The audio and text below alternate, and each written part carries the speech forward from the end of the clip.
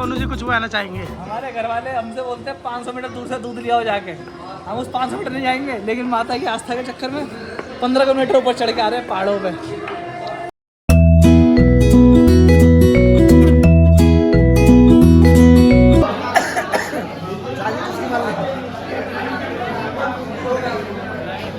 हमारे यहाँ से 1.5 किलोमीटर रह गया है। अभी हम लोग खाना खा रहे हैं, उसके बाद हम जाएंगे सीधा भवन पे। वहाँ देखेंगे कि माता के दर्शन करने के लिए कितना टाइम लग रहा है। रात को स्टे करेंगे और सुबह उठ के भैरव घाटी में जाएंगे दर्शन करने के लिए। भवन यहाँ से बस 1.5 किलोमीटर रह गया है और ये देखो आप यहाँ से देख सकते हो भवन का नज़ारा कितना सुंदर। माता का दरबार चढ़ाई करते हुए एक अद्भुत नज़ारा भी दिखा, जहाँ पर एक फैमिली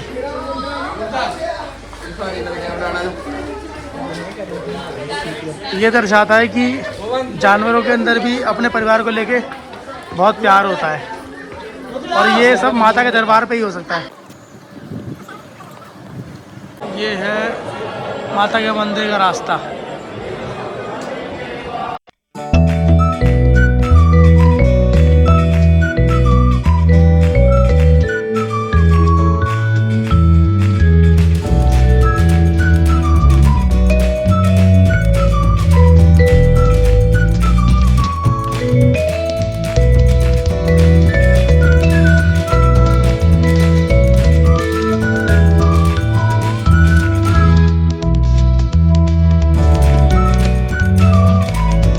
सुबह के 6 बज चुके हैं। हम लोगों ने रात को हमने 4 बजे दर्शन किए थे और बहुत ही अच्छे दर्शन हुए।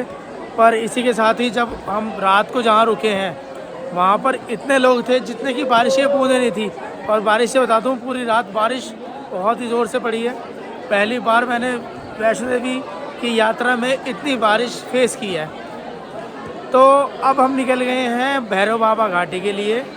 हम जा रहे हैं रोपवे की लाइन में लगने के लिए। अगर रोपवे की टिकट मिल जाती है तो हम रोपवे से जाएंगे, नहीं तो हम पैदल यात्रा दोबारा अपनी स्टार्ट करेंगे। चलो फिर से मिलते हैं। जय माता दी। तो गाइस, मौसम ख़राब होने के कारण हमें रोपवे की टिकट तो नहीं मिल पाई है, तो अब हम अपनी यात्रा को पैदल ही जारी रखेंगे। और मैं आपको दिखाऊंगा, हम भैरव बाबा की चढ़ाई चालू करेंगे जो कि भवन से 3 किलोमीटर पड़ती है। थोड़ी खड़ी चढ़ाई है, थोड़ा सा टफ होता है, पर इसको पूरे किए बिना ये यात्रा सफल नहीं होती है। तो अब हम चल रहे हैं भैरव बाबा घाटी की ओर।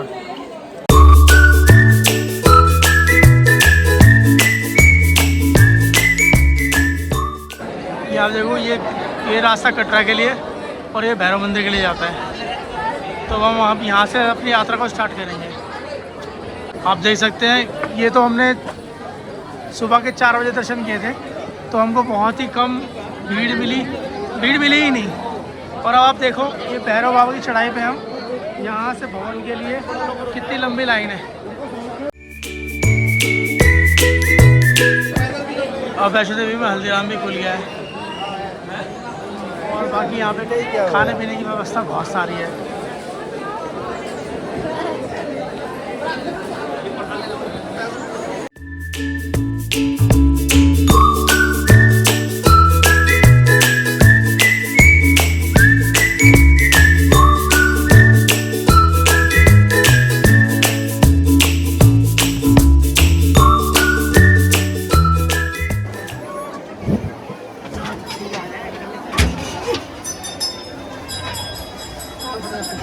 कुछ एक घंटे पहले की बात है, यहाँ पर कोई लोग नहीं थे, बहुत ही कम लोग थे।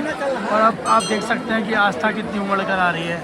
कितनी भीड़ हो गई है, इतनी भीड़ हो गई है कि पैर रखने की जगह भी नहीं है।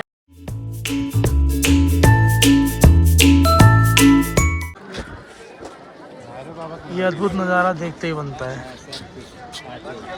नीचे बाढ़ गंगा नहा लिए, ऊपर भैरव घाटी से हम लोग रोपवे के थ्रू भवन तक जाएंगे।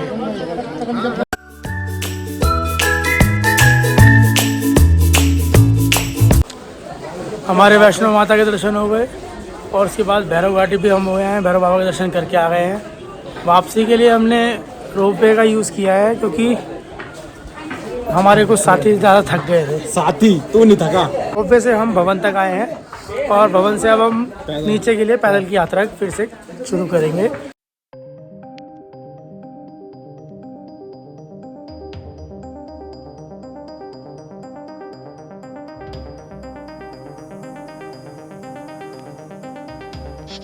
ऐसे रहते हैं यात्रा में, जिनको कष्ट सहन नहीं सहारी जाता तो यहाँ के बैठ जाते हैं।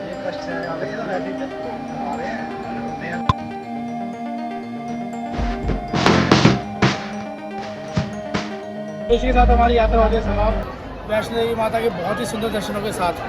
हम चाहेंगे दोबारा माता बुलाए और इसी उत्साह के साथ हम दोबारा वापस आएँ। तो इस यात्रा के साथ साथ मैं भी अलविदा लेता हूँ। वैष्णो देवी यात्रा ख़त्म करने के बाद हमारी ट्रेन तो कैंसिल हो गई थी, बट एट दी मोमेंट बस बुक करी है, जो कि इंटरसिटी स्मार्ट बस है, मेरे पीछे देख सकते हो आप। इसकी सर्विस जो है बहुत अच्छी लगी है हमको और इसमें सारी स्लीपर सीट्स हैं। तो नेक्स्ट टाइम मैं इसको रिकमेंड करूँगा कि आप बुक कर सकते हैं इसे। और do like share and subscribe to my channel. This is AB show.